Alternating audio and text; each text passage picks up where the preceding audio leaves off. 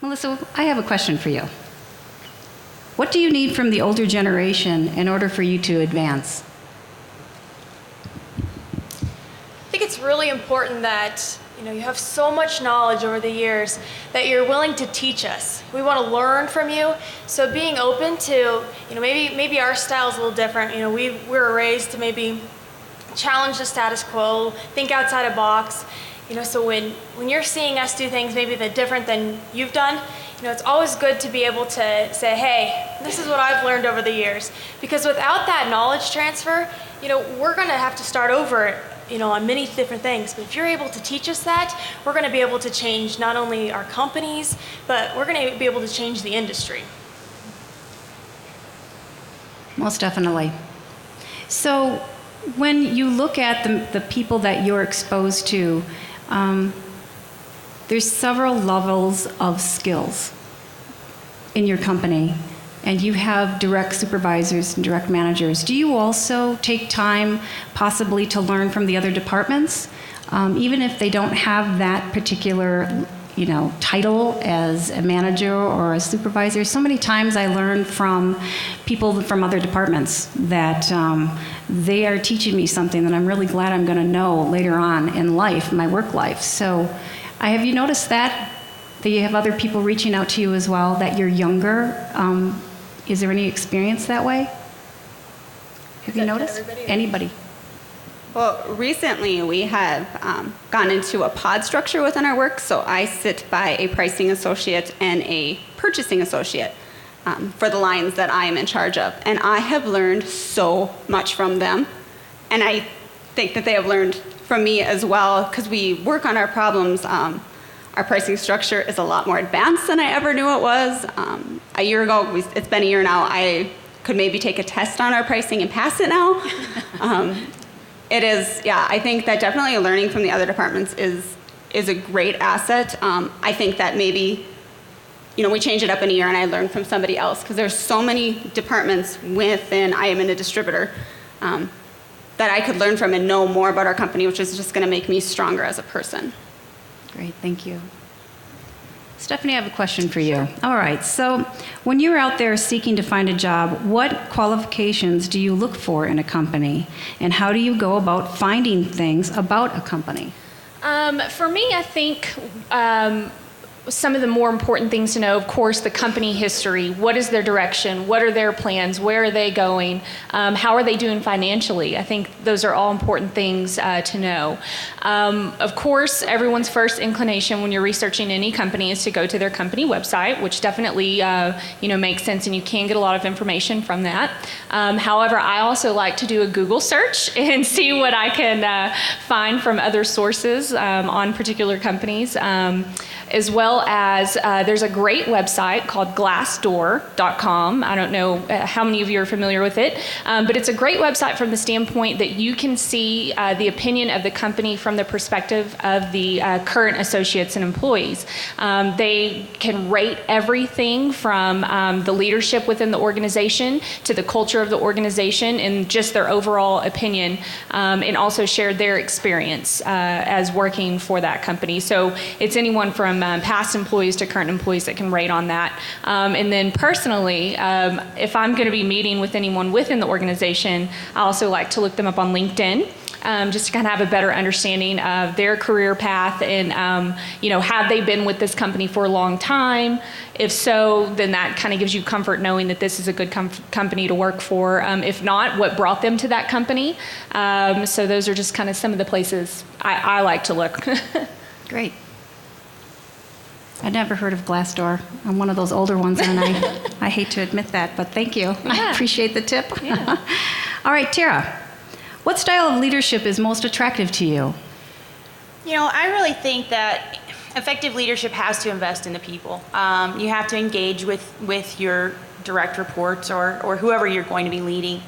I think, unfortunately, the older generation confuses management and leadership, which my degree is in organizational leadership, definitely, and management, two separate things. And I think to be an effective leader, it's really, you have to invest in your people, you have to engage with them, you have to understand where they're coming from, and really look for the strengths and the skills that they have that you can help develop to better their lives and their careers, and also for the company's benefit. I'd like to add on to that. I've seen a graphic here recently that was pretty interesting. It was a group of people, and they were pulling a wagon, and there was a man sitting in the wagon, and it was labeled boss.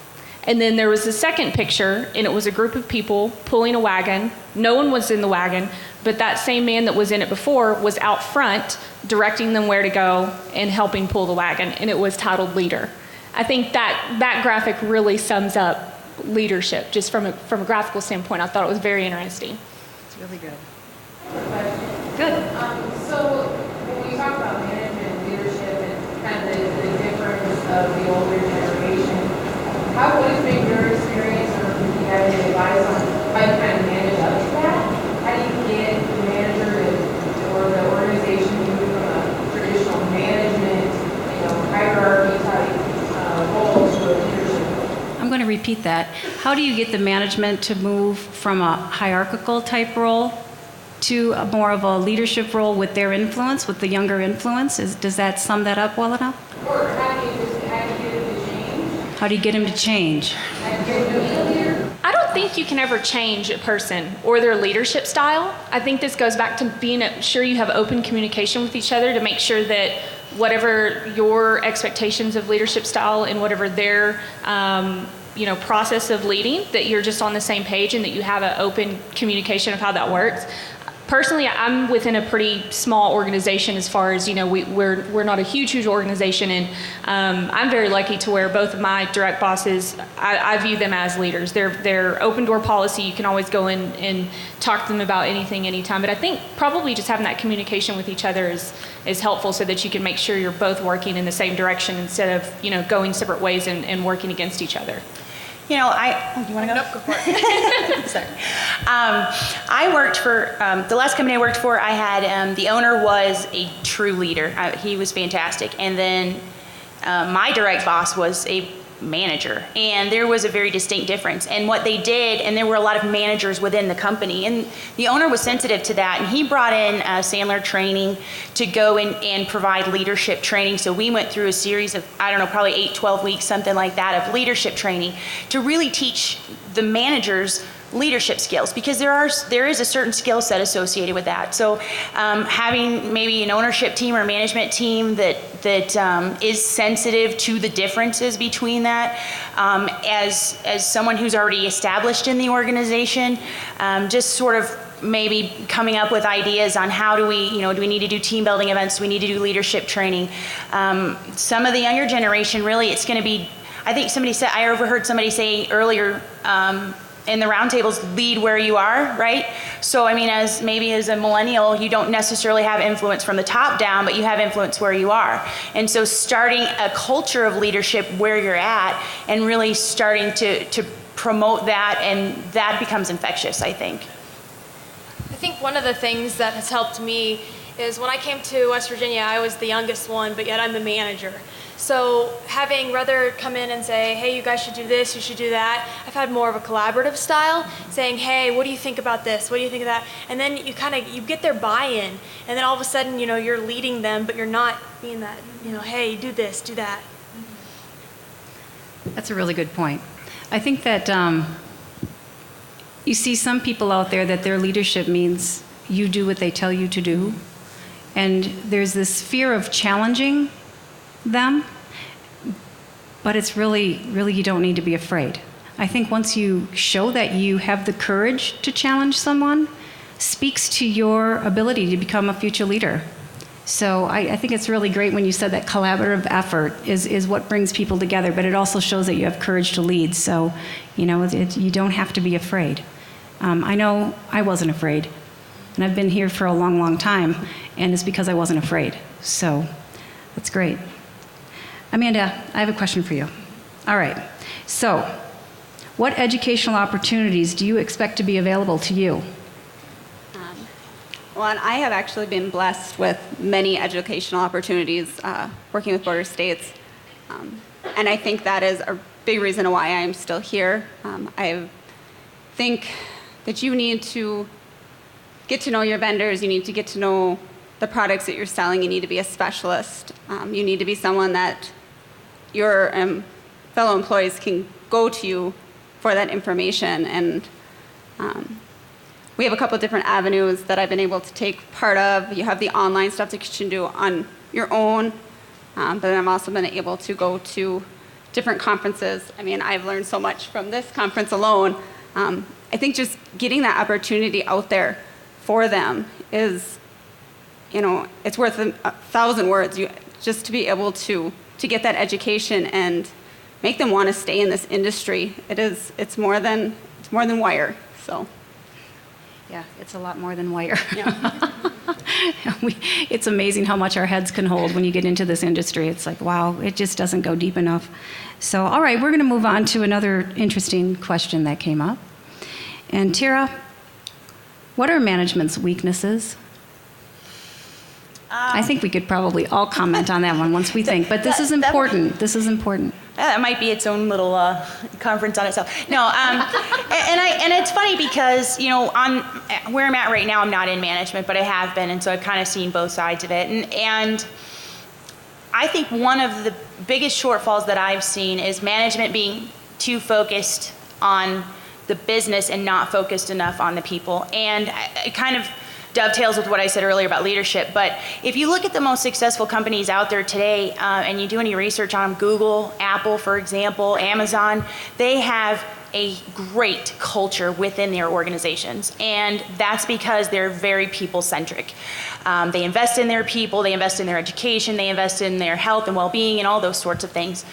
When you have happy employees, you have success. When people are happy with their jobs and they enjoy coming to work every day, they'll deal with the challenges much differently than they would if they're just going back to the grind on Monday morning, right? So I think that's one of the biggest things for management is making sure that they are making an investment in their people, that they're using their skills and their strengths and that sort of things. That would be the biggest one for me personally that I've observed over time. Anyone else? Anyone from the audience? Have you noticed that you're working in an environment, not to put anything down, but is there a trait maybe you wish could be a little bit different in regard to your educational expectations? We were talking about management, but I think there's a big difference between frontline managers and middle managers and executives. And in my experience, it feels like middle management, frontline management are the ones that are running the company. And so a lot of times I think there's a communication gap between middle management and executive management, and that a lot of times is what keeps some of the resources and things to cultivate those employees and to get them the education they need and to continue to grow the people that are on the front lines. So that's my opinion. Especially when there's change. When there's a lot of change going on, it's really important that your leaders are communicating with everybody in the company. Absolutely. All right, good, thank you. Stephanie, what drives your commitment to your employer? I think it's the fact that there's mutual commitment. Having a company that's just as committed to you as you are them. For example, if you have a goal in sight and it's beneficial to you and the company, and then knowing that if you work hard that there is going to be that payoff at the end. I don't think anyone wants to work hard all day and not have some sort of benefit for the company and personal gain at the end of it. So, being able to have a mutual commitment and a mutual understanding that you have growth potential and all those things, it does make a lot easier to work harder.